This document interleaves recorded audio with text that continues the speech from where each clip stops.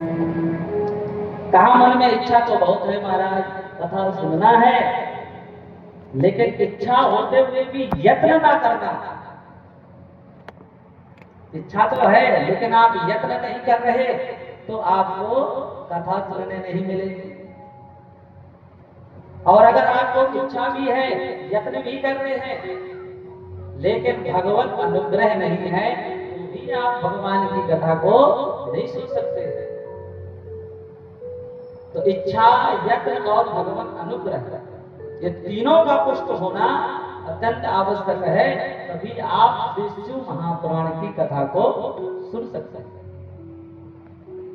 शिव महापुराण कथा तभी प्राप्त होगी आपको।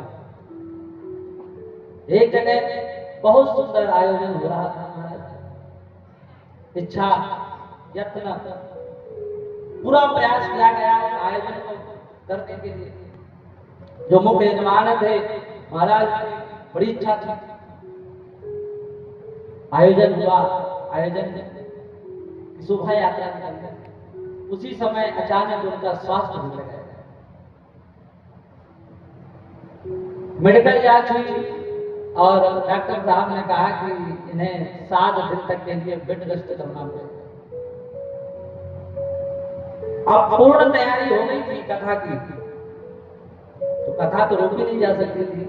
कथा की शोभा यात्रा निकली, कथा हुई, संपन्न हुई कथा, लेकिन जो मुख्य यजमान थे महाराज वो कथा नहीं सुन पाए। क्यों नहीं सुन पाए? क्योंकि भगवान की कृपा नहीं थी, भगवत अनुग्रह नहीं था। तो इन तीनों का पुष्ट होना अत्यंत आवश्यक है। तो आज हम सब के ऊपर भगवान की बड़ी अनुग्रह कृपा है, जो हम सब आज से 7 दिन तक के भगवान भोलेनाथ की परम प्रिय वांगमयी श्री शिव महापुराण कथा को श्रवण करेंगे। कहते हैं ये जो जहां जिस भूमि में शिव महापुराण की कथा हो जाती है, वह भूमि तीर्थ स्वरूप हो जाती है। किसके स्वरूप हो जाती है? तीर्थ स्वरूप। एक बार भोले बाबा पार्वती मैया धरातल पर आए और विचरण करने लगे। विचरण करते करते भोलेनाथ एक स्थान को देखा और उसी स्थान में प्रणाम करने लगे। तो पार्वती मैया ने पूछ दिया कि हे भोलेनाथ, आप इस भूमि को क्यों प्रणाम कर रहे हैं? ना तो यहाँ पर कोई मंदिर है, ना तो यहाँ पर कोई तीर्थ है, फिर आप इस खाली भूमि को क्यों प्रणाम करते हैं? तब भोले बाबा ने कहा कि देखो देवी, यह कोई साधारण भूमि नहीं है। आज से 500 वर्ष पूर्व इस भूमि में शिव महापुराण की कथा गाई गई थी। कितने वर्ष पूर्व? 500 वर्ष पूर्व इस भूमि पर श्री शिव महापुराण की कथा गाई गई थी। इसलिए मैं इस भूमि को प्रणाम करता हूं। अब भोले बाबा पार्वती मैया थोड़ा और आगे चले, फिर एक जगह खाली भूमि दिखाई दी और भोले बाबा ने उस भूमि को भी प्रणाम किया। जब उस भूमि को प्रणाम किया तो फिर पार्वती मैया ने पूछ दिया, अब इस भूमि को आपने क्यों प्रणाम किया? तब भोले बाबा कहते हैं, देवी, यह कोई साधारण भूमि नहीं है। आज से 250 वर्ष पूर्व इस भूमि में श्री शिव महापुराण की कथा गाई गई। तो जिस भूमि में भोले बाबा की कथा हो चुकी है उसको भी प्रणाम करते हैं, और जिस भूमि में भोले बाबा की कथा होने वाली है उसको भी प्रणाम करते हैं। ऐसा शिव महापुराण का प्रताप है। जिस भूमि में कथा हो जाती है वह भूमि तीर्थ स्वरूप हो जाती है। बोले महादेव भगवान की जय हो। देखिए, आज प्रथम दिवस है और आज तो भगवान इस शिव महापुराण की कथा का महत्व हम लोग श्रवण करेंगे। कोई भी पुराण हो, भागवत पुराण हो, शिव महापुराण हो, देवी पुराण हो, तो सबसे पहले उसके महात्मा का ही वर्णन होता है। तो महात्मा क्या है? महात्मा है परिचय। हम महात्मा से इस ग्रंथ का परिचय करवाते हैं कि इस ग्रंथ में, इस शिव महापुराण में क्या विशेषता है, शिव महापुराण क्या करने की सामर्थ्य रखता है, यह महात्मा के द्वारा ही पता चलता है। और वैसे भी गोस्वामी तुलसी बाबा ने रामचरितमानस में लिखा है कि जाने बिन होए नहीं प्रीति, बिन प्रतीति होए नहीं प्रीति। जब तक हम किसी वस्तु को जानेंगे नहीं, पहचानेंगे नहीं, तब तक उससे हमको प्रीति नहीं होती। तो जब तक हम शिव महापुराण के बारे में जानेंगे नहीं, तब तक हमको इससे प्रेम कैसे होगा, हम इस कथा को कैसे श्रवण करेंगे।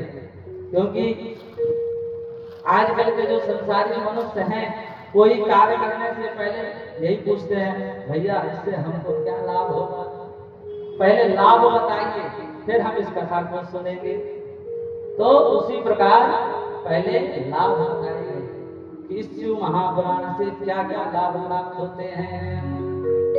तो आइए शिव महापुराण के महत्व में हम सब भोले बाबा का नाम लेकर के और प्रवेश करेंगे। शंकर भगवान की जय। हे सूत महाप्रज्ञ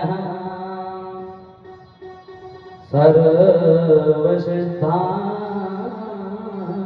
विद प्रभु, आख्याही में कथा सारम पुराणानां विशेषतः। देखिए, कोई भी ग्रंथ प्रारंभ होगा तो सूत और सौनक का संवाद जरूर होगा। सौनक इत्यादि 88,000 महात्माओं ने श्री सूत जी से पूछा। आप भागवत भी सुनोगे तो यही प्रश्न होगा, सत्यनारायण कथा भी सुनोगे तो सूत सौनक ही संवाद होगा। तो हमारी जो परंपरा है वह किस चीज की परंपरा है? संवाद की, विवाद की परंपरा नहीं है। संवाद से ही सारे मामले सुलझाए जाते हैं। तो यहाँ पर भी जो प्रश्न होते हैं वो संवाद से ही सुलझाते हैं। और जो ये महात्मा लोग प्रश्न करते हैं तो इन प्रश्न का समाधान उन्हें पता होता है, लेकिन वह प्रश्न इसलिए करते हैं कि जो हम संसारी जीव हैं, इन प्रश्नों से उनका कल्याण हो जाए, इसलिए वह प्रश्न करते हैं। तो यहाँ पर श्री सूत जी महाराज से समकालीन 88,000 महात्माओं ने यही पूछा कि हे सूत जी महाराज, आपके अंदर करोड़ों सूर्य के समान ज्ञान भरा हुआ है। कृपा करके उस करोड़ों सूर्य की जो ज्ञान है उसकी एक किरण हमारे अज्ञान रूपी हृदय पटल पर डाल करके बताइए कि जो कलयुग के मनुष्य है ये अपने सदाचार का कैसे पालन करते हैं, कैसे पालन करेंगे। सदाचार सदभक्तिर विवेको वर्धते तथा, और अपने विवेक का कैसे पालन करेंगे। स्वाविकार निराशश्च सज्जनैः क्रियते कथम्, और जो सज्जन लोग हैं ये अपने विकारों को कैसे दूर करते हैं, कृपा करके हमें बताइए। और अपने मन को कैसे निर्मल किया जाए, कैसे भगवान शिव को प्राप्त किया जाए। शिव प्राप्तिर भवेत्ता कहा सदा निर्मल चेतसः, कैसे हमारा मन निर्मल हो जाए और हमें भगवान शिव की प्राप्ति हो। यही प्रश्न सूत जी महाराज ने पूछा। सूत जी महाराज कहते हैं सर्व सिद्धांत निष्पन्न भक्त्यादि कविवर्धनम् शिवतोषकरं दिव्यं शृण्वस्य रसायनम्। हे समकालीन महात्माओं, मैं तुम्हें समस्त जो सार है वह श्रवण कराऊंगा, लेकिन उसके पहले यह जान लो कि मनुष्य काल रूपी प्याले से ग्रसित है, लेकिन उस काल रूपी प्याले से बचने का कोई प्रयत्न नहीं करता। इस संसार में ही सब कुछ है, यही दुख है, यही सुख है, यही स्वर्ग है, यही नरक है। हम चाहें तो यही स्वर्ग को प्राप्त कर सकते हैं और हम चाहें तो यही नरक को प्राप्त कर सकते हैं। एक गांव में दो कुएं थे, एक में खारा जल था और एक में मीठा जल था। सब लोग उस खारे वाले कुएं के पास जाते थे और वहीं से पानी भरते, और फिर जब उसको पीते तो मुंह खारा खारा हो जाता, तो पूछने लगते, बताओ इस कुएं का पानी खराब है, हमने कहां से इससे पी? तो वहां एक साधु जी रहते थे, उन्होंने कहा कि भैया आपके गांव में एक मीठा कुआं भी है, उसमें मीठा पानी है, आप लोग वहां पर क्यों नहीं जाते? तो लोगों ने कहा क्या करें महाराज, हमारी आदत पड़ गई है, इसी कुएं में जाने की आदत पड़ गई है। उसी प्रकार जीव की दशा है, संसार में ये जो अन्य कार हैं ये हमारे खारे कुएं का पानी है, और शिव महापुराण कथा मीठे कुएं का पानी है। लेकिन हम लोग शिव महापुराण के मीठे कुएं का पानी छोड़ करके और संसार रूपी खारे पानी में जाकर के उसका सेवन करते हैं और फिर अनेक प्रकार के दुखों से परेशान होते हैं। कहा कलयुग की आंधी में भटक रहा इंसान है, कलयुग की आंधी में भटक रहा इंसान है और माया के बाजार में हर कोई परेशान है। इस संसार में आदमी भटक रहा है और बस माया के चक्कर में परेशान है। सूत जी कहते हैं ऋषियों से सुन लो यह ज्ञान, सूत जी कहते हैं ऋषियों से सुन लो यह ज्ञान, शिव पुराण की कलयुग में है वरदान, शिव पुराण ही कलयुग का एक वरदान है। तो हमको क्या करना है, इस माया रूपी संसार से निकल करके शिव महापुराण की छत्र छाया में आना है, जिससे हमारा जीवन सुखमय हो जाएगा। देखिए हो सकता है हम कथा में बैठे हमारा मन न लगे, तो प्राय यही होता है, लेकिन ऐसा तो नहीं कि हमारा मन नहीं लग रहा तो ये कथा फलदायी नहीं है। मन ना लगना तो इसका मतलब ये तो नहीं कि ये कथा हमारे लिए उपयोगी नहीं है। औषधि कड़वी होती है लेकिन वह रोगों को मिटाती है। उसी प्रकार शिव महापुराण में आपका मन लगे या न लगे, यह कथा आपके जीवन के लिए फलदायी ही है। और इसका सेवन करने से मनुष्य के समस्त जो ये संसार रूपी रोग है इससे मुक्ति प्राप्त हो जाएगा।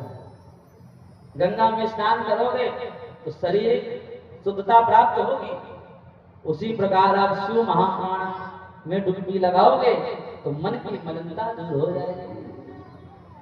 कबीरा मन निर्मल भया जैसे गंगा नीर, और पाछे पाछे हर फिरे कहत कबीर कबीर। तो जब आपका मन निर्मल हो जाएगा तो आपके पीछे भगवान घूमेंगे, हरि फिरेंगे, आपकी एक चरण रज अपने मस्तक में धारण करने के लिए। जो भगवान का भक्त होता है भगवान उसके पीछे पीछे जाते हैं। आपने अनेक भगवान के भक्तों की कथाएं में सुना है प्रहलाद जी की कथा सुनी है, ध्रुव जी की कथा सुनी है, भगवान कैसे उनके पीछे पीछे जाते हैं। नामदेव जी महाराज जो भगवान को स्वान से प्रकट कर देते हैं। तो ये भगवान की कृपा तो है, लेकिन हम लोग उस कृपा को प्राप्त नहीं कर पाते। व्यासेनोक्तं तु संक्षेपात् कलिजानां हिताय च। कहते हैं व्यास जी महाराज ने कलियुग के कलुषित प्राणियों के संसार दुख को दूर करने के लिए 1,00,000 श्लोक का शिव महापुराण की रचना करी। और सबसे पहले इस ग्रंथ को किसने सुना? भोले बाबा ने पार्वती जी को सुनाया। ये जो शिव महापुराण है, इसको सबसे पहले भोले बाबा ने पार्वती मैया को सुनाया। और तब यह शिव महापुराण 1,00,000 श्लोक का होता था।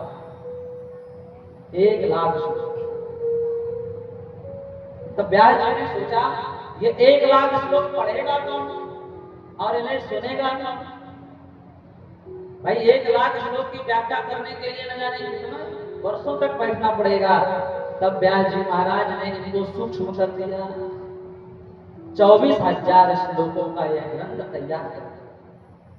क्यों किया?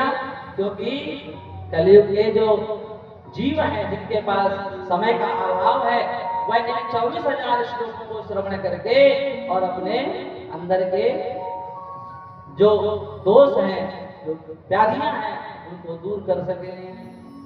और सबसे पहले भोले बाबा ने ग्रंथ को पार्वती मैया को सुनाया और पार्वती मैया ने नंदी बाबा को सुनाया।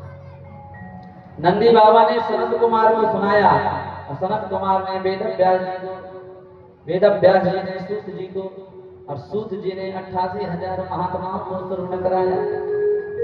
और उन्हीं 88,000 महात्माओं के पूछने पर आज यह कथा हम सब तक उपस्थित हो गई। बोले शिव महापुराण की जय।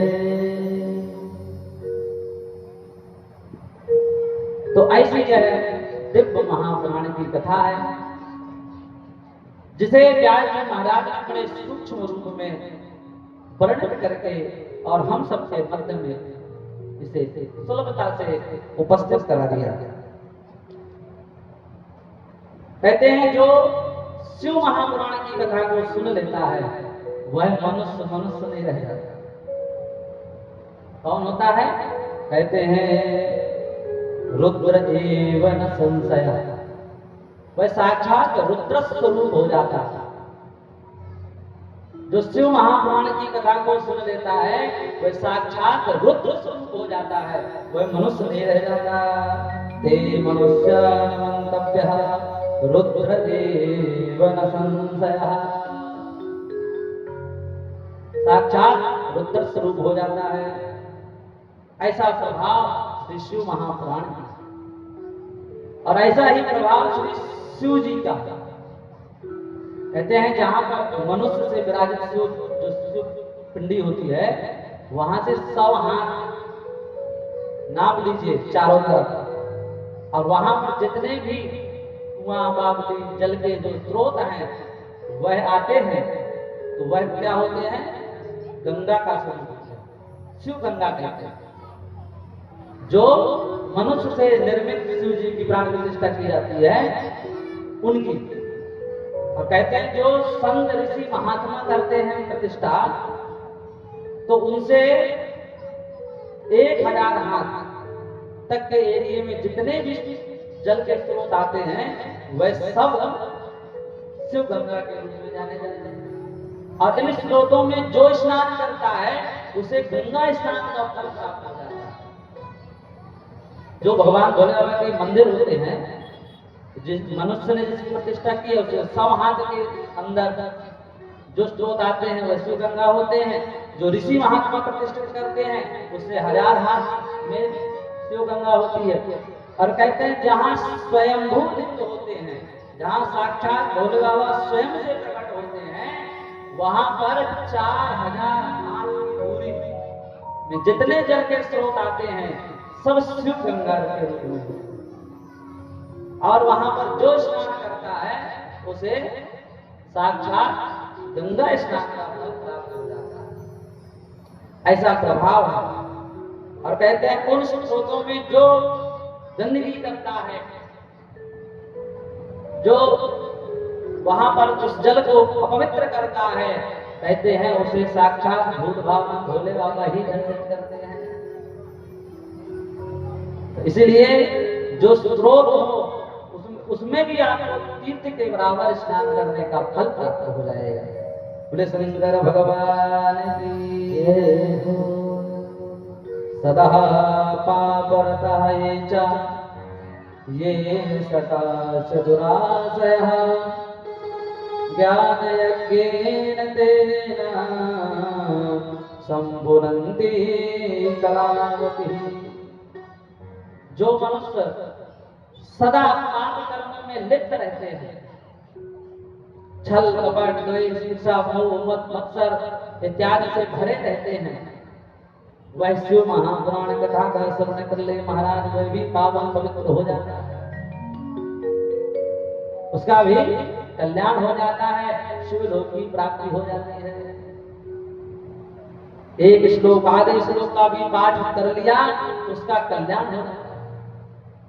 शिव महापुराण के श्लोक कानों पर गए तो जीव के जितने विकार होते हैं वे सब बाहर निकल जाते हैं। ये श्लोक आपके समझ में भले ना है, लेकिन ये फायदा बहुत होता है। डॉक्टर साहब ने दवाई दी, अब दवाई हमारे समझ में नहीं आती, इसमें कौन कौन से फार्मूले से बनाई गई है, लेकिन वह दवाई जब हम खाते हैं तब वह दवाई से हमारा रोग मिट जाता है। मिटता है कि नहीं? उसी प्रकार जो शिव महापुराण के श्लोक है, जो वेद मंत्र है, जो भागवत के श्लोक है, इनके मंत्र के शब्द अगर कर्ण कुंडल से हृदय पर जाते हैं तो उस जीव का कल्याण हो जाता है। तो इसलिए इनका श्रवण करना चाहिए। इस प्रकार से बड़ी दिव्य महिमा सुना रहे थे श्री सूत जी महाराज। तो सब कादिक महात्माओं ने हाथ जोड़ करके कहा कि आप शिव महापुराण की इतनी लंबी चौड़ी महिमा गा रहे हैं, क्या कोई ऐसा पापी भी हुआ है जो शिव महापुराण कथा को श्रवण करके और अपना कल्याण करेगा? और अगर ऐसा है तो महाराज हमें उदाहरण दे करके समझाइए। तब यहाँ पर देवराज नामक ब्राह्मण का चरित्र श्री सूत जी महाराज श्रवण कराते हैं। आशीत किरात नगरे ब्राह्मणो ज्ञान दुर्बलः देवराज इति ख्याता विश्वस्त जनवंचकः। कहते हैं किरात नगर में एक देवराज नामक ब्राह्मण रहता था, और उसके बारे में कहा वो कैसा था? विश्वस्त जनवंचकः, मतलब अपने विश्वसनीय जनों का ही वह उनके साथ द्वेष करता था, अधर्म करता था, उनको ही धोखा देता था। ऐसा है देवराज नामक ब्राह्मण। महाराज ऊंचे कुल में पैदा हो जाना, ब्राह्मण हो जाना ही ब्राह्मण नहीं होता, ब्रह्म को जानने वाला ब्राह्मण। ऊंचे कुल में ऊंचे घर में पैदा हो गए लेकिन संस्कारहीन है तो वह जीवन व्यर्थ है। जन्म तो ब्राह्मण कुल में हुआ, लेकिन यह बात हमें आगे चल करके पतित हो गया। इसकी कथा अजामिल से बिल्कुल मिलती जुलती है। अजामिल की कथा सुने आपने? तो जैसे अजामिल की कथा है वैसे ही देवराज नामक ब्राह्मण की कथा। यह भी दान कर्म करता था, लेकिन एक दिन यह सरोवर पर गया और वहां पर एक कामनी स्त्री को देख करके, क्रीड़ा करते हुए देख करके इसका मन भी मलिन हो गया, उससे विवाह कर लिया। अपने घर में लाकर के रख लिया और अपने माता पिता की इसने हत्या कर दी। चोरी करने लगा, दिन रात पाप कर्म में लिप्त हो गया, मांस मदिरा का सेवन करने लगा। ऐसा है, महापापी हुआ।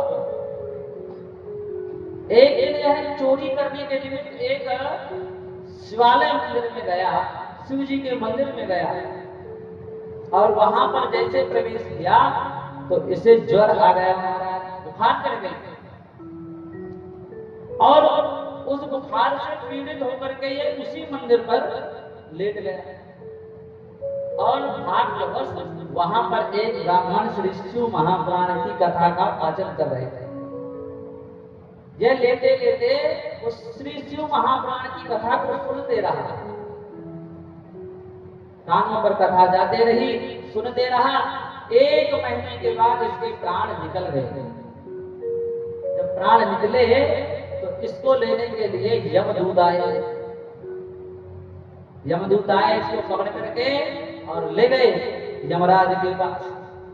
और जैसे ही यमराज इसे नरक में डालने ही वाले थे, उसी समय भोले बाबा के गण पहुंच गए थे और गणों ने कहा यह नरक का अधिकारी नहीं है, यह हमारे स्वर्ग का अधिकारी है। क्यों? क्योंकि इसने भूत भावन भोलेनाथ भगवान की श्री शिव महापुराण की कथा को श्रवण किया है, इसलिए यह नरक के योग्य नहीं, स्वर्ग के योग्य। और अपना स्वरूप उस देवराज नामक ब्राह्मण को दिया और ले गए शिवलोक। देवराज समामोच विमाने परमाद्भुते उपवेश्य यदा दूतं कैलासं गन्तुमुत्सुकः। तो देवराज जैसे महापापी का भी कल्याण श्री शिव महापुराण ने कर दिया। ऐसा प्रभाव श्री शिव महापुराण का था। देवराज जैसा पापी भी शिव महापुराण की कथा से और कैलाश का अधिकारी हो गया। धन्यम शिव पुराणस्य कथम परम पावनी यस्या श्रवण मात्रेण पापीयान विमुक्ति भाव। धन्य है श्री शिव महापुराण की कथा, जो देवराज जैसे पापी का भी कल्याण करती है। देखिए, गंगा जी के किनारे खड़े होकर के और गंगा जी को देखने से हमें गंगा स्नान का फल प्राप्त नहीं होगा। कैसे होगा? गंगा में डुबकी लगानी पड़ेगी। जब आप गंगा में डुबकी लगाओगे और उसमें स्नान करोगे, तभी आपको गंगा स्नान का फल प्राप्त होगा, गंगा मैया प्रसन्न होगी। वैसे शिव महापुराण की कथा, इसे जब आप सुनोगे और सुनने के बाद हृदय में धारण करोगे, तब यह आपको फायदा करेगी। सिर्फ सुन लेने मात्र से कुछ होने वाला नहीं है, इसे सुन करके हृदय में धारण करना पड़ेगा, तब आपका कल्याण हो जाएगा। एक डॉक्टर था महाराज, उसके पीछे पुलिस पड़ी। अब भागते भागते एक जगह श्री शिव महापुराण की कथा हो रही थी, वहीं पंडाल में बैठ गया बचने के लिए, पुलिस मुझे कहीं पकड़ कर ले। अब बैठे बैठे उसने कथा में सुन लिया कि जो भगवान का भजन करता है उसका भव सागर से पार हो जाता है। उसको ये बात उसके चित्त में बैठ गई। उसी समय उसने प्रण कर लिया कि आज से मैं ये जो चोरी है ये छोड़ दूंगा, और उसी समय उसका कल्याण हो गया। तो कब कौन सी बात हमारे चित्त में बैठ जाए, हमारा हृदय परिवर्तित हो जाए और हमारा कल्याण हो जाए, यह भगवान की कृपा। तो इस प्रकार जैसे देवराज नामक ब्राह्मण का कल्याण हुआ, वैसे हमें भी भगवान भोले बाबा से प्रार्थना करनी चाहिए कि हमारा भी कल्याण करें। महात्मा में दो चरित्र श्री सूत जी महाराज ने सुनाए हैं। एक देवराज नामक ब्राह्मण का और दूसरा बिंदुक और चंचला का। तो कहते हैं समुद्र निकटे देशे ग्रामो वस्कल संगता। वस्कल नाम के एक ग्राम में बिंदुक नाम का ब्राह्मण रहता था। ये दोनों चरित्र ब्राह्मणों के नाम पर है। तो बिंदुक नाम का ब्राह्मण रहता था और उस गांव के लोग कैसे थे? वेद धर्मोचिता जन यत्र पापिष्टा। उस गांव में जितने लोग थे सब पापी थे, वेद धर्म से हीन थे, कोई भी अपने धर्म का पालन नहीं करता। सब एक दूसरे के धन को हरण करने वाले थे, चोरी करने वाले थे, इस प्रकार के लोग। और वहीं पर एक बिंदुक नामक ब्राह्मण रहता है। और यहां पर कहा है बिंदुको नाम विप्रह, नामधारी ब्राह्मण, सिर्फ नाम का ब्राह्मण था, कर्म उसके कुछ भी ब्राह्मण वाले नहीं थे। यह भी अन्य लोगों के ही जैसे था। तो अब सोचिए जिस नगर में ब्राह्मण ऐसे होंगे, अन्य वर्गों का क्या होगा? जहां के ब्राह्मण ही पापी हो जाएंगे, उस गांव का क्या होगा? उस गांव के लोग कैसे होंगे? भाई ब्राह्मण ही तो हमें धर्म का उपदेश करता है, सत्य के मार्ग पर चलना सिखाता है, वही तो बताता है क्या धर्म है, क्या अधर्म है, क्या सत्य है, क्या असत्य है, क्या पाप है, क्या पुण्य है। लेकिन जब ब्राह्मण ही ऐसे पतित हो जाएंगे महाराज, तब अन्य वर्णों की क्या दशा होगी। लेकिन इसकी जो पत्नी थी, ऐसे गांव में ऐसे नगर में रहते हुए भी बड़ी ही पतिव्रता थी, अपने पति की एक इष्ट सेवा करती थी, पतिव्रता परायणा। जैसे कीचड़ में कमल खिलता है, कीचड़ स्पर्श भी नहीं कर पाता और कमल सुशोभित होता है, वैसे ही पूरा गांव कीचड़ था, लेकिन यह जो चंचला थी, यह पतिव्रता कमल के समान खिली हुई थी। लेकिन एक दीपक बुझ जाए तो दूसरे दीपक से हम दीपक जला सकते हैं, लेकिन जब सारे दीपक ही बुझ जाएं तो फिर हम दीपक किससे प्रज्वलित करेंगे? उसी प्रकार जब सारे गांव के लोग पतित थे, इसका स्वयं का पति पतित था, चरित्रहीन था, अन्य स्त्रियों के साथ रमण करता था, तो संग में रहते हुए ये भी कुसंग में पड़ गई महाराज। जैसे पारस लोहे को सोना बना देता है, वैसे ही यह भी उन्हीं के साथ रहते रहते और पतित हो गई। यह भी पर पुरुषों के साथ रमण करने लगी। एक दिन बिंदुक ने इसे पर पुरुषों के साथ रमण करते हुए रंगे हाथ और जैसे ही पकड़ा तो इसे मारने के लिए हाथ उठाया। आज यह चंचला बोल पड़ी, आज तक कुछ नहीं कहा, लेकिन आज यह क्रोध में आकर कहने लगी, भवान प्रतिदिनम कामं रमते वेश्याकुधि मां विहाय स्वापत्नी युवती पति से।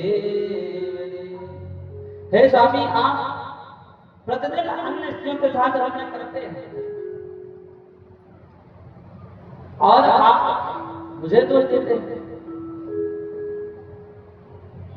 आप ही बताओ, मैं नव रहता हूं और अपने इस कामजन्य दुख को कैसे सहूं?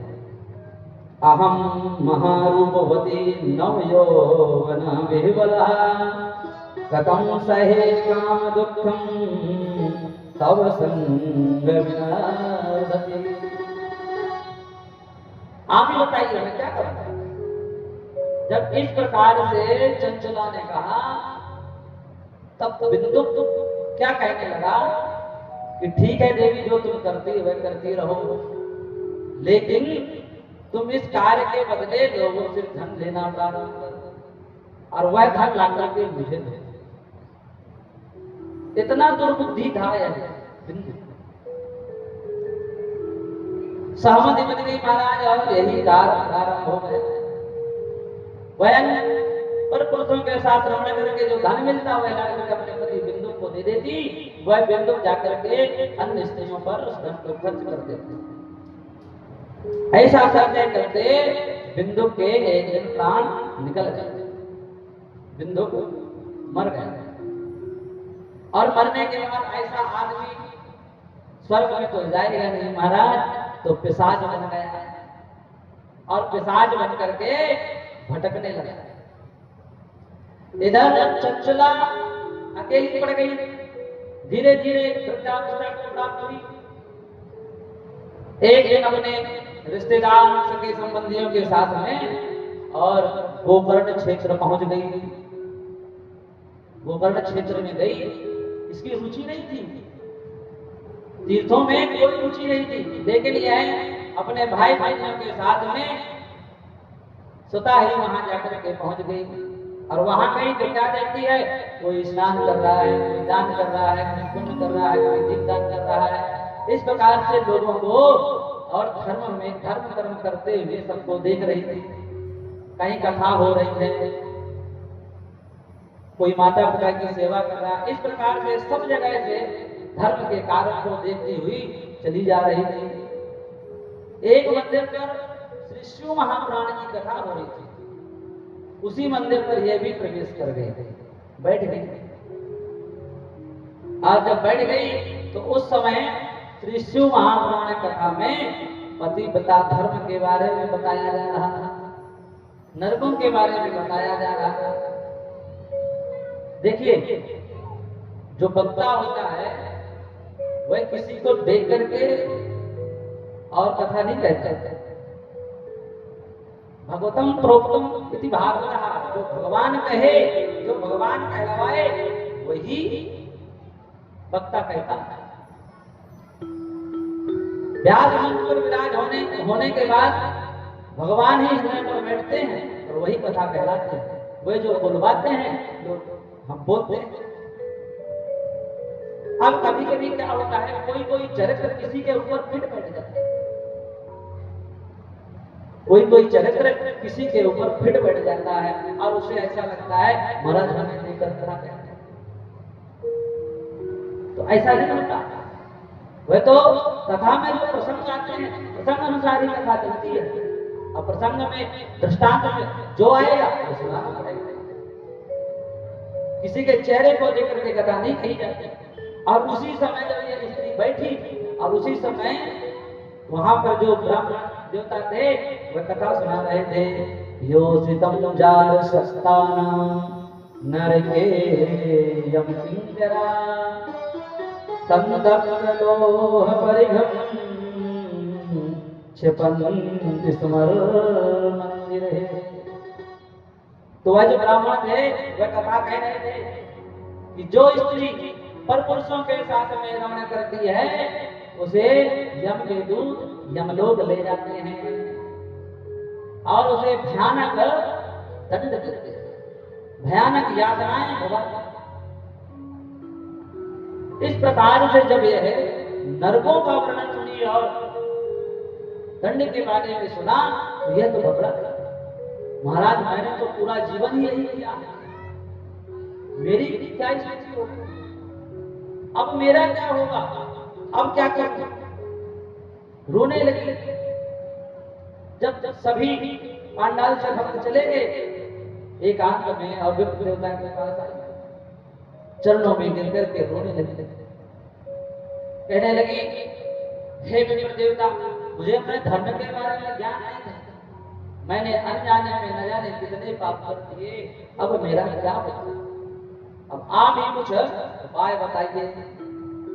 मैंने थोड़े से सुख के लिए अपने जीवन की हानि कर दी। पति वंचक पर पतिरत करहि रो रो नरक कल्प सत परहि।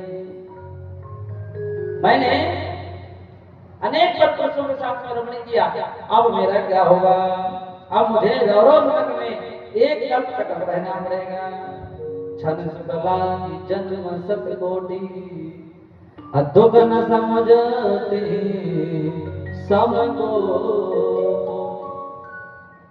अब मैं क्या करूं? कहां जाऊं?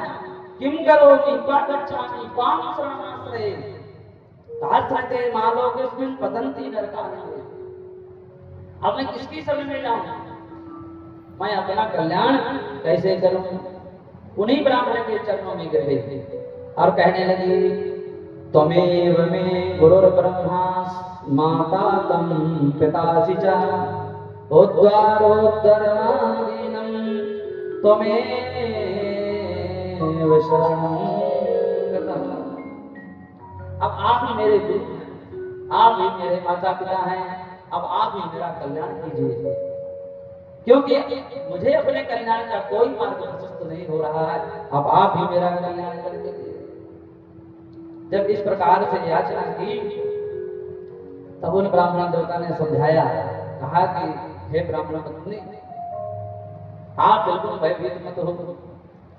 मां भय से व्रजः पत्नी तम से वस्त्र शरणं व्रजः शिवानुग्रतः सर्वं पापं सद्यो विनश्यति।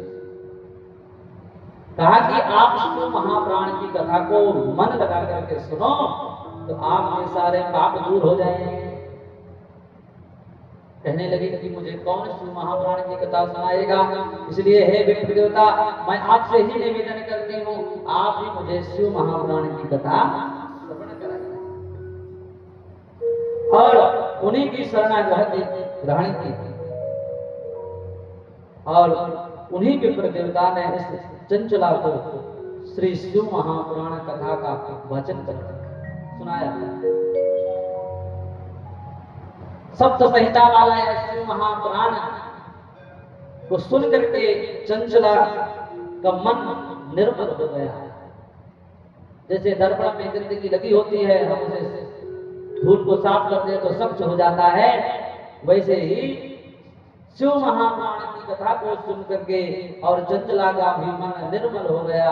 भगवान की भक्ति का प्रादुर्भाव हुआ। भगवान शिव की कृपा से इसके हृदय में भोले बाबा का साक्षात्कार हुआ और भगवान के नाम का संकीर्तन करने लगी। भोले बाबा की भस्म को धारण कर दी और रुद्राक्ष की माला को धारण कर दी। ओम नमः शिवाय, ओम नमः शिवाय मंत्र का जाप करती इस प्रकार से सभी तीर्थों में भ्रमण करने लगी। यत्र तत्र भगवान की कथा को श्रवण करने लगी। भगवान की कथा का ऐसा प्रभाव हुआ कि जब इसके प्राण निकले महाराज, उस समय इसे साक्षात भोले बाबा का ही विमान लेने के लिए आया। शंकर भगवान की जय हो। और उस विमान में यह चंचला बैठ करके भोले बाबा के शिवलोक धाम पर गई और कैलाश पर्वत पर जाकर के साक्षात भूतनाथ भोले बाबा का और माता पार्वती का दर्शन किया। पार्वती मैया तो इसको अपनी सखी बना दिया और यह पार्वती मैया की ही सेवा में लगी रहती और भोले बाबा से प्रार्थना करती। कर्पूर गौरम गौरीशम सर्वलंकार धारणम सीता भस्म सस्तेहम सितवक्त्रम महोज्ज्वलम। इस प्रकार से भोले बाबा से स्तुति करती और माता पार्वती जी की सेवा करती। एकांत मात्र के इसने पार्वती मैया की स्तुति की। कहा कि हे देवी, आप यदि मुझसे अत्यंत प्रसन्न हैं तो मुझे बताइए इस समय जो मेरे पति थे वो कहां? देखिए इतना पतित पापी बिंदु था, लेकिन मरने के उपरांत भी है अपने पति के बारे में कुछ नहीं। तो जो स्त्रियां होती हैं वह अपने पति का कल्याण हर हाल में चाहती हैं। कहीं पहुंच जाएंगी लेकिन यही सोचेंगे इनका कल्याण हो जाएगा। और यहीं पर यह चंचला भी कर रहे हैं। और यह सिर्फ सनातन में ही संभव हो सकता है। पूछने लगे कि इस समय मेरा पति भिंदुक का था। तब पार्वती मैया ने बताया इस समय वह साज बना हुआ भ्रमण कर रहा है। तब इसने निवेदन किया कि हे देवी, वह कैसा भी था, कैसा भी पतित था, पापी था, जैसा भी था मेरा पति था, मैं आपसे निवेदन करती हूँ कि आप उसका कल्याण का उपाय कीजिए। तब पार्वती मैया ने कहा कि उसे शिव महापुराण की कथा श्रवण करवानी पड़ेगी, तभी इसका कल्याण होगा। देखो भागवत में कथा आती है धुंधकारी की। तो धुंधकारी भी भूत बना और भागवत का श्रवण करके और मोक्ष को प्राप्त कर लिया। और यह बिंदु की पिशाच बना, लेकिन यह ऐसा वैसा पिशाच नहीं था। धुंधकारी तो बांस में आकर के बैठ गया और कथा सुन ली, लेकिन इसको तो बांध करके कथा सुनानी पड़ी, बांधना पड़ा। क्योंकि जो कथा वाले किसके पास जाता उसी को यह मारने दौड़ता। अब भला ऐसा पिशाच कथा कैसे सुनेगा? तो चंचला ने कहा कि आप ही कोई अच्छे से ब्राह्मण देवता को नियुक्त कीजिए जो मेरे पति बिंदु को कथा सुनाए। कहा तुम्हारे पति को कथा सुनाने के लिए कोई साधारण ब्राह्मण भी बस की बात नहीं है, कोई अच्छे पहलवान ब्राह्मण को ही बुलाना पड़ेगा। तब तुम्बरु गंधर्व को बुलाया। अब तुम्बरु गंधर्व को कहा जाओ, बिंदु को पिशाच बना है उसे शिव महापुराण की कथा श्रवण कराओ। और वह तुम्बरु गंधर्व पहुंच गया जहां पर यह बिंदु था। और जैसे ही पहुंचा बिंदु का तुम्बरु गंधर्व को खाने के लिए दौड़ा, तो उसी समय तुम्बरु गंधर्व ने इसको बांध दिया। रस्सी से नहीं बांधा, भूत तो दिखते ही नहीं है, तो किससे बांधा? महाराज मंत्र की शक्ति से बांध लिया, बंध गया। और सप्त संहिता वाला शिव महापुराण कथा 7 दिन तक के श्रवण कराया, जिसके श्रवण से उसकी पिशाच छूट गई, दिव्य देह धारण करके वह प्रकट हो गया। शंकर भगवान की जय हो। और भोले बाबा वहां पर प्रकट हुए और उसको अपना गण बना लिया। और वह दोनों पति पत्नी जो बिंदु और चंचला थे, दोनों भोले बाबा और पार्वती मैया की सेवा करने लगे। ऐसा प्रभाव श्री शिव महापुराण का है। अब सोचिए कितना पापी था बिंदु, और चंचला भी कितनी पतित थी, लेकिन शिव महापुराण की कथा को सुन करके और दोनों का कल्याण हो गया। कल्याण ऐसा नहीं हुआ, साक्षात कैलाश धाम मिला और नित्य प्रति भोले बाबा माता पार्वती के दर्शन करते हैं। ऐसा सौभाग्यशाली और कौन होगा जो साक्षात भूत भाव भोलेनाथ को देखता हो, नित्य प्रति दर्शन करता हो। इस प्रकार से श्री सूत जी महाराज ने बिंदु और चंचला का यह दृष्टांत देकर के श्री सौनकादिक कथा से हजार महात्माओं को समझाया। और उसी समय श्री सौनक जी महाराज ने कहा कि इस कथा को सुनने के नियम क्या है, इस कथा को कैसे श्रवण करना चाहिए। तो कहा कि इस कथा को श्रवण करने के लिए बड़े श्रद्धा भक्ति भाव से इसका आयोजन करना चाहिए। बढ़िया उसी ज्योतिषों को बुला करके और बढ़िया सुंदर मुहूर्त निकलवाना चाहिए। दूर दूर तक के संदेशा भिजवाना चाहिए कि हमारे यहाँ श्री शिव महापुराण का आयोजन हो रहा है, तो आप सब श्री शिव महापुराण की कथा में उपस्थित हैं। जो भगवान की कथा से वंचित हैं उनको भी कथा में बुलाना चाहिए, ताकि हमारे द्वारा उन्हें भी श्री शिव महापुराण की कथा श्रवण करने को मिले और उनका कल्याण। इस प्रकार से बढ़िया आयोजन करना चाहिए। और जो शिव पुराण का जब आयोजन हो तो बढ़िया सुंदर मंच बनाना चाहिए, बढ़िया व्यास आसन बनाना चाहिए। विवाहे यादृशं चित्तं तादृशं कार्यमेव। कहा कि जैसे विवाह में हम लोग तैयारियां करते हैं, खर्चा करते हैं, मन लगाते हैं, उसी प्रकार श्री शिव महापुराण में भी करना चाहिए। भागवत में लिखा है विवाहे यादृशं चित्तं, यानी कि जैसे हम विवाह में धन खर्चा करते हैं वैसे ही आयोजन करना चाहिए। लेकिन शिव महापुराण में लिखा विवाहे यादृशं चित्तं, जैसे हम विवाह में मन लगाते हैं वैसे ही कथा में मन लगाना चाहिए। धन तो लगा दिए और मन नहीं लगा रहे तो फायदा थोड़ी मिलेगा।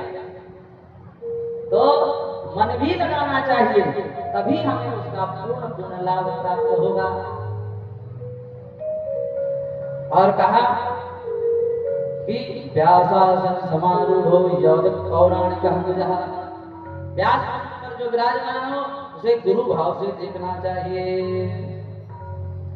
जब कथा श्रवण करने आए तब जब कथा में बैठे तो पहले प्रणाम करें, फिर उसके बाद में बैठे।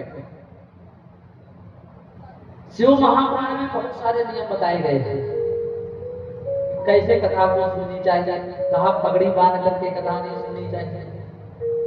और इसके दोष भी बताए कि भाई पगड़ी पहन करके आप कथा सुनोगे तो क्या।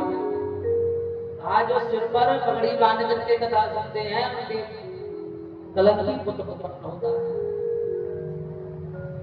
जैसे आपने हरिताल का तीज में कथा सुनी होगी, चछूदर बनता है, बिल्ली बनता है, अजगर बनता है, वैसे ही यहाँ पर बताया है। कहा कि जो कथा के बीच में ही उठ करके चले जाते हैं, जन्मांतर में उनकी स्त्री और संपत्ति दोनों नष्ट हो जाती है। कथा के बीच में जो उठ करके जाते हैं उनकी स्त्री और संपत्ति दोनों नष्ट हो जाती है। ये शिव महापुराण में लिखा है। कहते हैं जो पुरुष पुराण की पूजा किए बिना ही कथा श्रवण के लिए बैठ जाते हैं वे अगले जन्म में दरिद्री हो जाते हैं। कहा कि जो पान चबाते हुए कथा को सुनते हैं उन्हें यमदूत विष्टा खिलाते हैं। इसलिए तांबूल पान सुपारी इत्यादि का श्रवण करके कथा को नहीं सुना। ये सब शिव महापुराण में लिखा है। और कहते हैं जो कथा वाचक से भी ऊंचे आसन पर बैठ करके कथा सुनते हैं उन्हें गुरु सैया पर शयन करने का पाप लगता है। और कहते हैं जो लोग इस कथा तथा कथा वक्ता की निंदा करते हैं वे अगले जन्म में कुत्ते का जन्म पाते हैं। और जो लोग कथा के बीच में ही अभद्र भाषा का उपयोग करते हैं वे अगले जन्म में गदहा का जन्म पाते हैं। जो कभी कथा नहीं सुनते महाराज वे सुअर बन जाते हैं, तथा जो कथा में विघ्न डालते हैं वे जंगली सुअर बन जाते हैं। ये सब महाराज शिव महापुराण में लिखा है। हमारे तरफ से कोई इसमें मिलावट नहीं मिलेगी, सब कथा का है। तो इस प्रकार से कथा में बैठने के नियम बताए। और कहा बैठना कैसे, कहा कि श्रोता जो है वह व्रत का नियम लेकर के बैठे थे, व्रत करके कथा को सुनी जाए। लेकिन बाद में संशोधन कर दिया, कहा कि अगर व्रत करके और कथा में मन नहीं लग रहा तो फिर क्या करेंगे।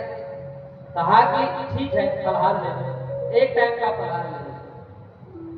कहा महाराज एक टाइम में फलहार देने के बाद भी मन नहीं लग रहा, तो कहा दोनों टाइम फलहार ले। कहा महाराज इसमें भी बोध नहीं हो रहा, तो बोले खाना खा के बैठो, दोनों टाइम खा के बैठो। कहा जितना खाना है उतना खाकर बैठो, फुल यहाँ तक खाकर बैठो। और इतना तक संशोधन कर दिया, इतने में भी संतोष ना हो तो घर से आओ महाराज, यही टिफिन लेकर के बैठो, जब भूख लगे तब खाओ।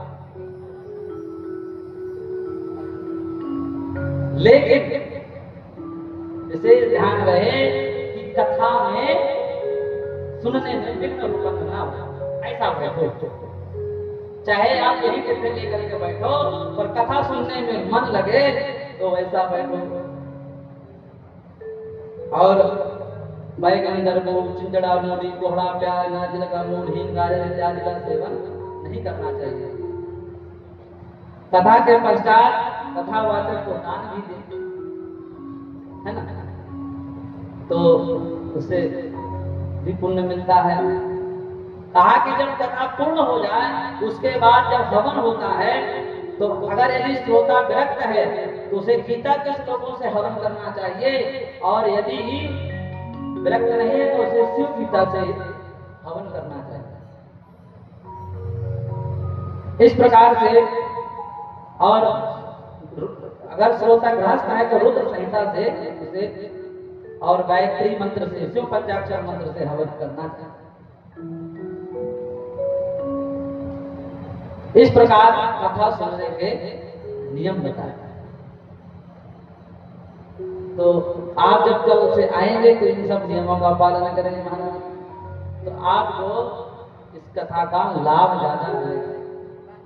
देखिए जब डॉक्टर साहब दवाई देते हैं तो पहले बता देते हैं कि देखो ये मत खाना, नहीं तो दवा असर नहीं करेगी।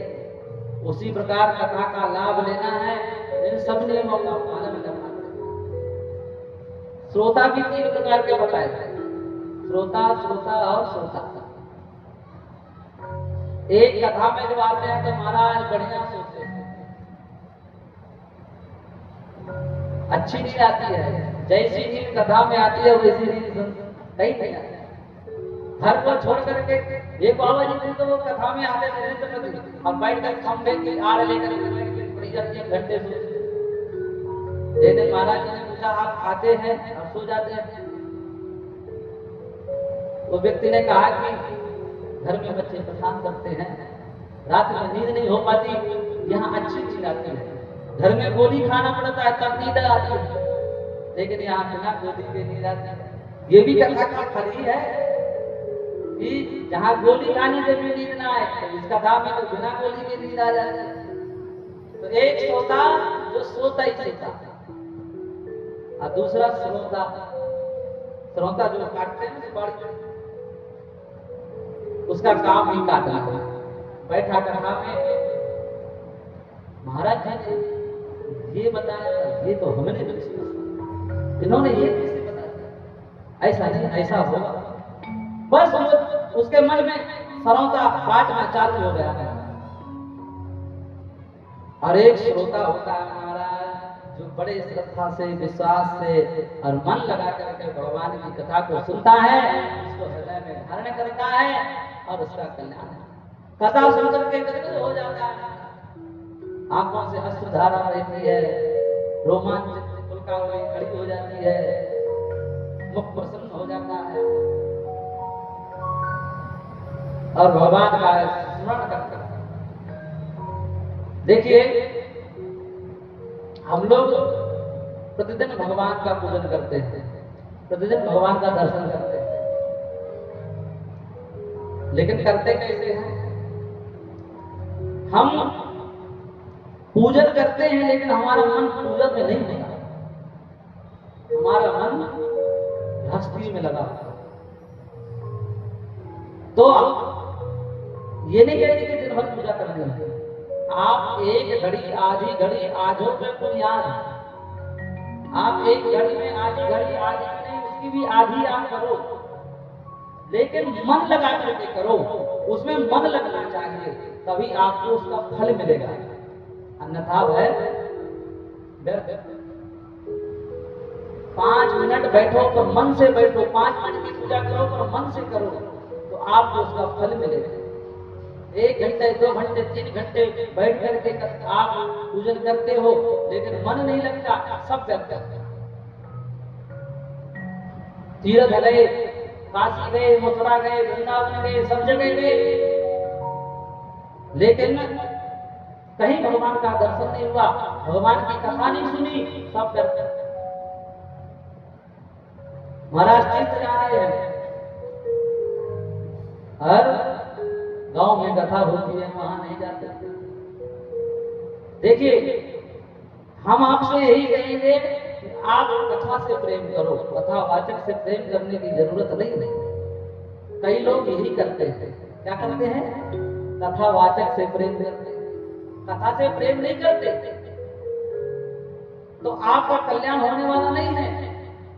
आप कथावाचक से प्रेम करोगे, आपका कुछ होने वाला नहीं है। जब आप जिस दिन कथा से प्रेम करोगे, कथा को धारण करोगे, तभी आपका कल्याण हो जाएगा। कई लोग तो महाराज कथा से प्रेम नहीं करते, कहीं कथा होती है नहीं जाते, और काशी में महाराज, वो महाराज जी की कथा हो रही है तो चल दिए पेड़ा ढपोला उठा करके और कथा सुनने, गांव की कथा छोड़ दिए और काशी में जाकर के कथा सुनेंगे। आपको कथा से प्रेम थोड़ी है भाई, कथा तो यहाँ भी हो रही है, आप यहाँ भी कथा सुनिए, यही कथा यहाँ पर है, वही कथा वहां पर है, तो भगवान की कथा तो वही है, भगवान के चरित्र तो वही है। तो कथा से प्रेम करना चाहिए। जब हम कथा से प्रेम करेंगे तब हमारा कल्याण होगा।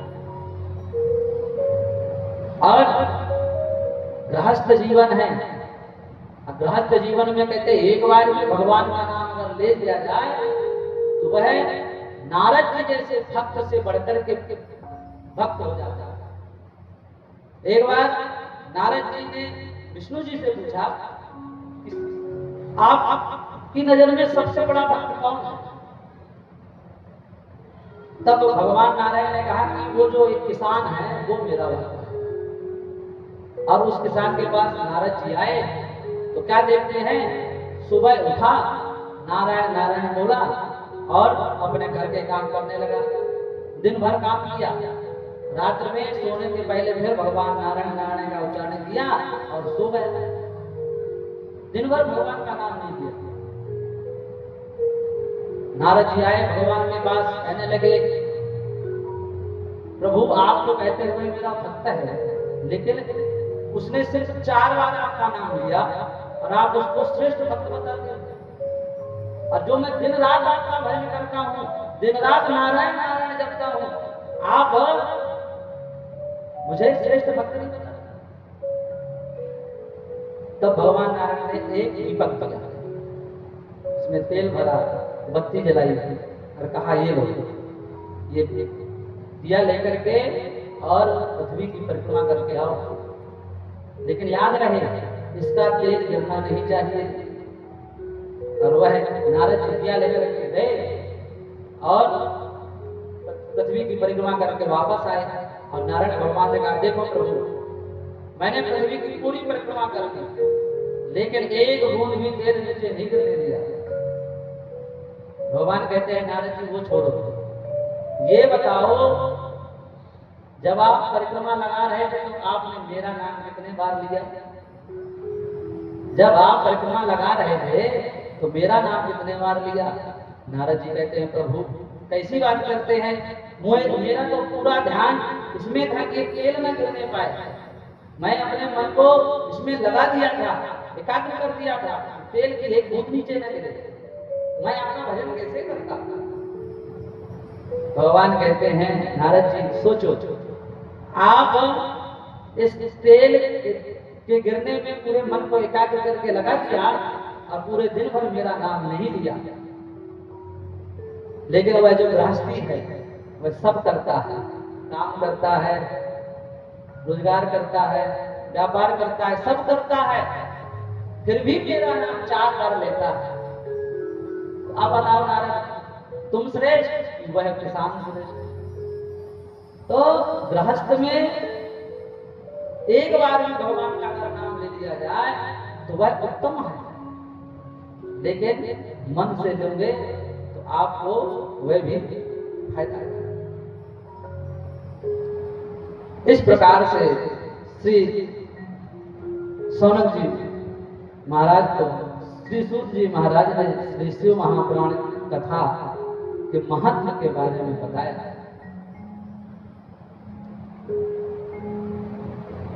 अब आगे आज शिव की उत्पत्ति, काल चक्र, कहाँ पूजन करना चाहिए, कैसे पूजन करनी चाहिए, कौन से शिवलिंग की पूजन करनी चाहिए, इनकी प्रतिष्ठा कैसी करनी चाहिए, आज शिवलिंग कैसे प्रकट हुए, भोले बाबा की शिवलिंग में पूजा कहाँ से प्रारंभ हुई, सबसे पहले कौन से शिवलिंग प्रकट हुए, ये कैसे प्रकट हुए, इन सब की चर्चा आगे की कथा में और श्री सूत जी महाराज कराते हैं।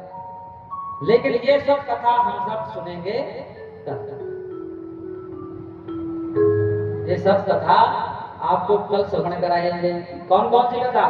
शिवलिंग की कैसे उत्पत्ति हुई, शिवलिंग की उत्पत्ति, जो पिंडी है वह कहां से उत्पत्ति हुई, कैसे उत्पत्ति हुई, किस समय किस काल में कैसी प्रतिष्ठा करनी चाहिए, किस व्यक्ति को कौन से शिवलिंग की पूजा करनी चाहिए, शिवलिंग का प्रसाद ग्रहण करना चाहिए या नहीं करना चाहिए, सबसे सरल विधि पूजन करने की वह श्रवण कराई जाएगी कल।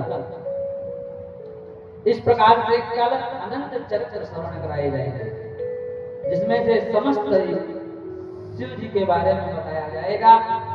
आप सब बड़े श्रद्धा से और भक्ति से ओत प्रेत होकर के और शाम के 4:30 बजे समय पर, अच्छा वैसे संख्या तो कम ही है महाराज, लेकिन कल कौन कौन नहीं आएगा, कल कौन कौन नहीं आएगा वह हाथ ऊपर करेगा।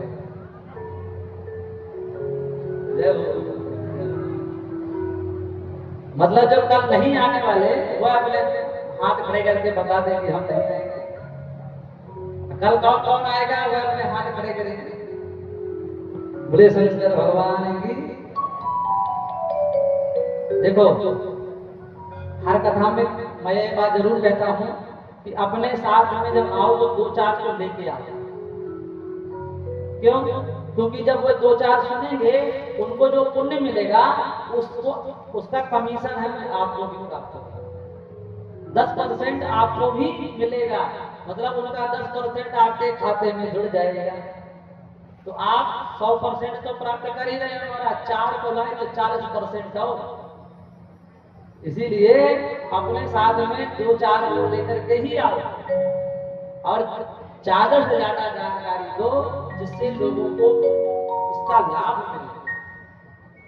क्योंकि परोपकाराय पुण्याय पापाय परपीड़नम, परोपकार करना, जीव का कल्याण करना सबसे बड़ा पुण्य होता है।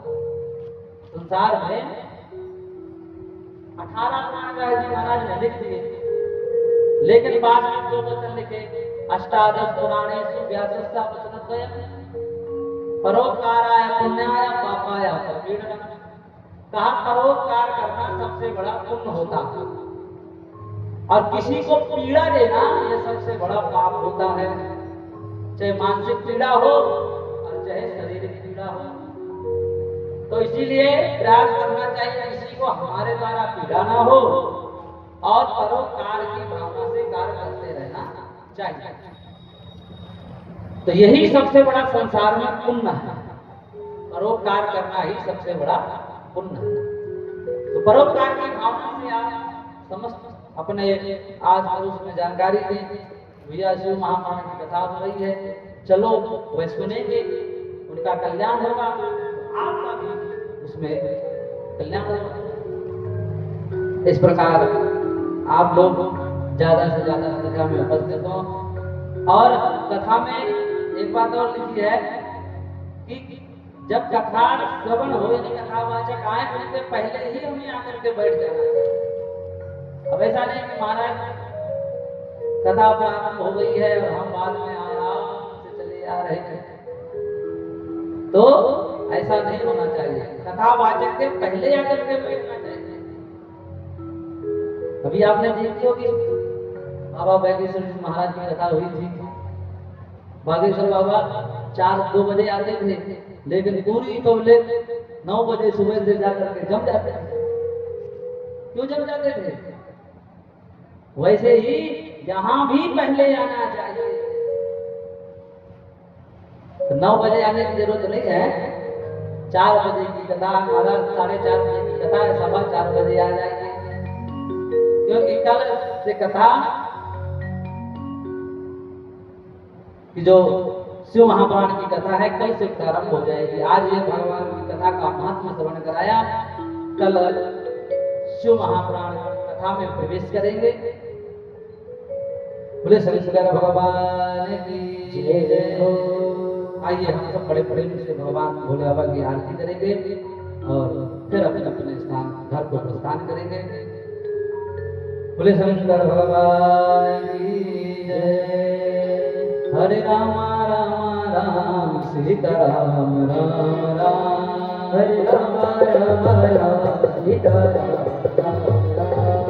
हरे राम राम सीता राम राम राम।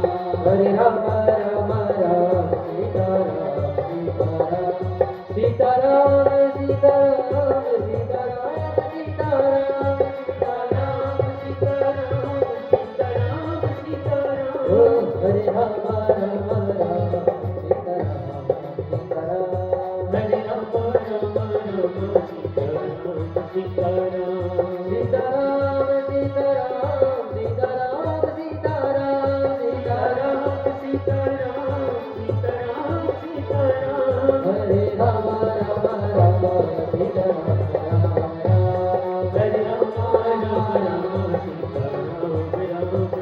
हरे राम राम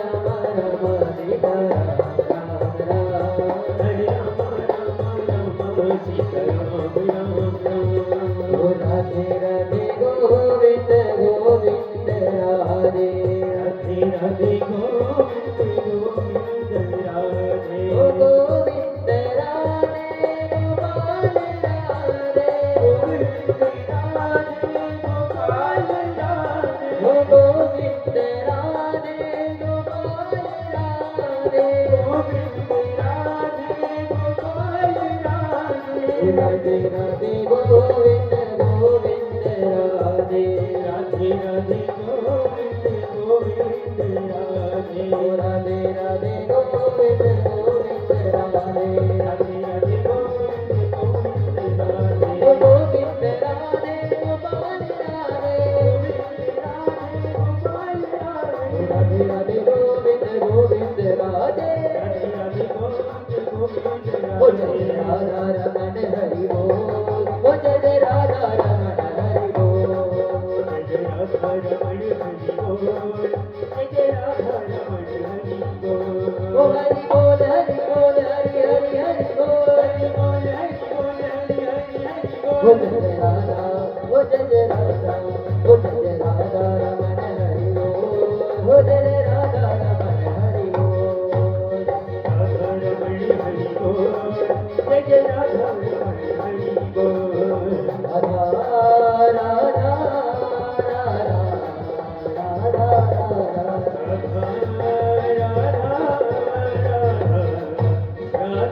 राधा श्री राधा श्री राधा राधा राधे राधा श्री राधा श्री राधा राधे राधा श्री राधा श्री राधा राधा राधे राधा श्री राधा श्री राधा राधा।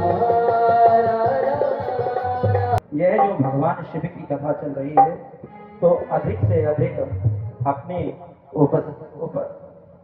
उपस्थिति यहाँ पर पंडाल में दें और अपने ऊपर अपने परिवार के ऊपर भगवान शिव की कृपा का आशीर्वाद प्राप्त करें।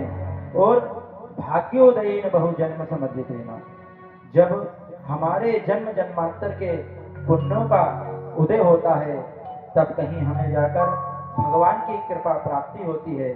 तो ऐसे शुभ अवसर पर, जो कि 3 वर्ष में एक बार अधिक मास पड़ता है और उस अधिक मास में भी हमें भगवान की कथा सुनने को प्राप्त हो रही है। भगवान का जो गुणगान है वह हमें सुनने को प्राप्त हो रहा है। तो अधिक से अधिक मात्रा में अपने बांधवों के साथ मन पंडाल में आए और भगवान की जो अमृत रूपी कथा है उसका श्रवण करें।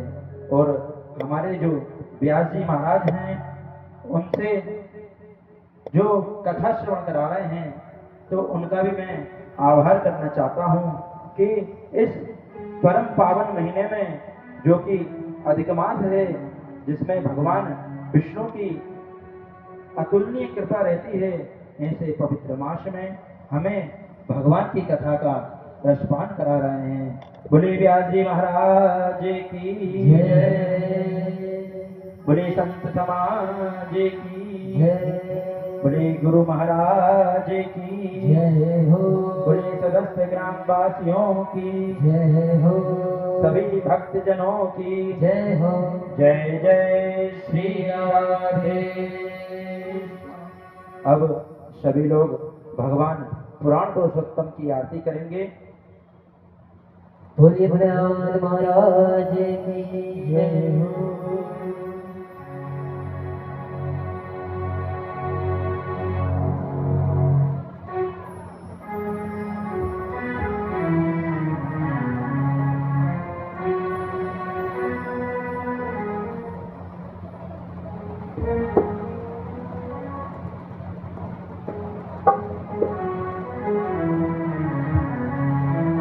बोलिए भोलेनाथ महाराज की जय हो।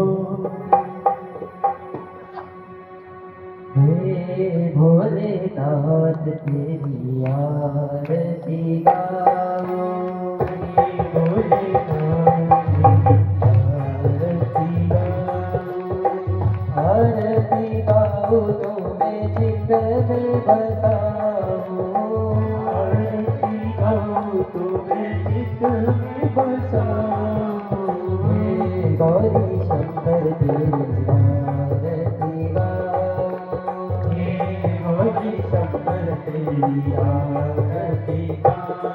हो हलाहल से सबको बचाते, हलाहल से सबको बचाते, नीलकंठ सब आप कहाते, नीलकंठ सब आप कहाते। हो जगपति के दर्शन पाओ, हे भोलेनाथ तेरी आरती गाओ, हे भोलेनाथ तेरी आरती गाओ। हो भागीरथी जब धरा पे आए, भागीरथी जब धरा पे आए, जटा में भोले की वेग समाए, जटा में भोले की वेग समाए। हो जगत बलि जाओ, हे भोलेनाथ तेरी आरती गाओ।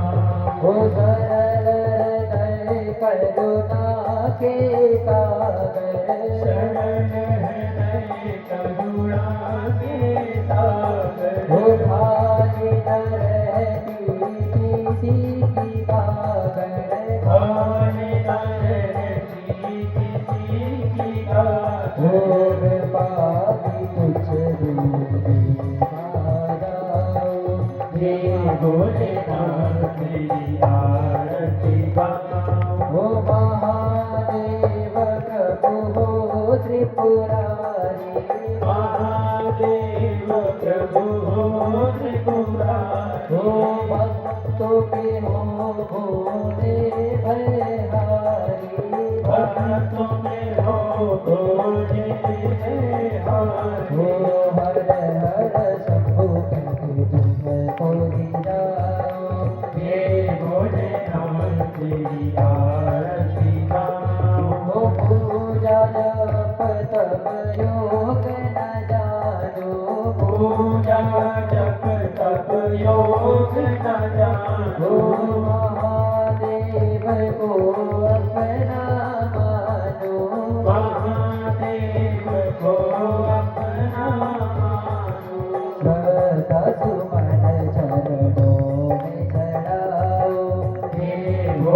भोलेनाथ तेरी आरती गाओ, भोलेनाथ तेरी आरती गाओ, भोलेनाथ तेरी आरती गाओ।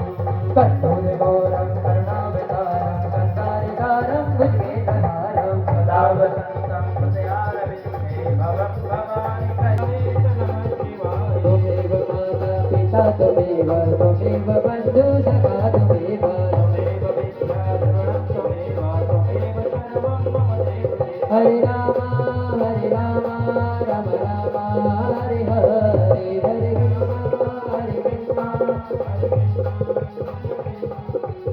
कृष्ण गोविंद हरे मुरारी हे राधे नारायण वासुदेवाय कृष्ण गोविंद हरि मुरारी नाथ नारायण वासुदेवा। हे नाथ नारायण वासुदेवाय हे नाथ नारायण वासुदेवा। हे नाथ नारायण वासुदेवा। भोले भोलेनाथ महाराज की जय। शान्तिदेवाः हरिः ओम्। एकदन्ताय विद्महे वक्रतुण्डाय धीमहि तन्नो दन्तिः प्रचोदयात्। हरिः ओम्। नारायणाय विद्महे वासुदेवाय धीमहि तन्नो विष्णुः प्रचोदयात्। हरिः ओम्। अंजनीनंदनाय च विद्महे वायुपुत्राय च धीमहि तन्नो हनुमत प्रचोदयात्। हरिः ओम्। महालक्ष्मै च विद्महे विष्णुपत्न्यै च धीमहि तन्नो लक्ष्मीः प्रचोदयात्। हरिः ओम्। तत्पुरुषाय विद्महे महादेवाय धीमहि तन्नो रुद्रः प्रचोदयात्। हरिः ओम्। कात्यायन्यै च विद्महे कन्याकुमारी च धीमहि तन्नो देवीः प्रचोदयात्। नानासुगन्धिपुष्पाणि यथा कालोद्भवानि च पुष्पाञ्जलिर्मया दत्ता ग्रहाण परमेश्वरः। ॐ पुराणपुरुषोत्तमाय नमः। पुष्पाञ्जलिं समर्पयामि। बोले शंकर भगवान की जय हो बोले राजा रामचंद्र की जय हो बोले बांके बिहारी लाल की जय हो बोले कृष्ण कन्हैया लाल की जय हो बोले हनुमान जी महाराज की जय हो बोले व्यास जी महाराज की जय हो बोले संत समाज की जय हो बोले भक्त जनों की जय हो सभी ग्रामवासियों की जय हो जय जय श्री राधे।